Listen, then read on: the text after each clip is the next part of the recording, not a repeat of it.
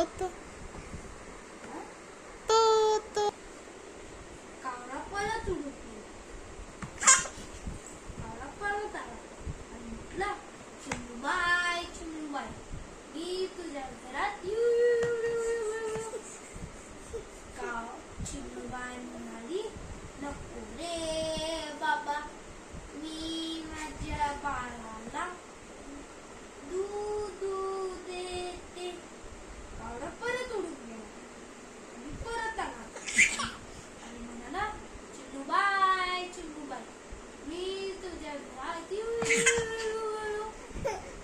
चिमणूबाई चिमणी म्हणाली, नको रे बाबा, आता बाळ झोपलं, आता तुम्ही नका येऊ. कावळा परत उडून गेला आणि मग त्याला खिचडीचा वास आला आणि मग तो चिमणा त्याच्या घरी आला आणि म्हणाला, चिमणूबाई चिमणूबाई, मी तुझ्या घरात चिमणीने दार उघडलं आणि कावळ्यांनी पाहिलं की तिथेच चिमणीच्या घरी बाळ एका छोट्याशा भांड्यात खिचडी करून ठेवली होती आणि मग कावळा ती खिचडी खायला गेला आणि कावळ्याचं शेपूट भाजलं.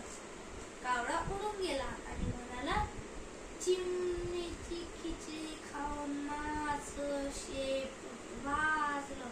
चिमणीची खिचडी खाऊन माझं शेपूट भाजलं, माझी शेपूट भाजली, माझी शेपूट भाजली, चिमणीची खिचडी खाऊन माझी शेपूट भाजली.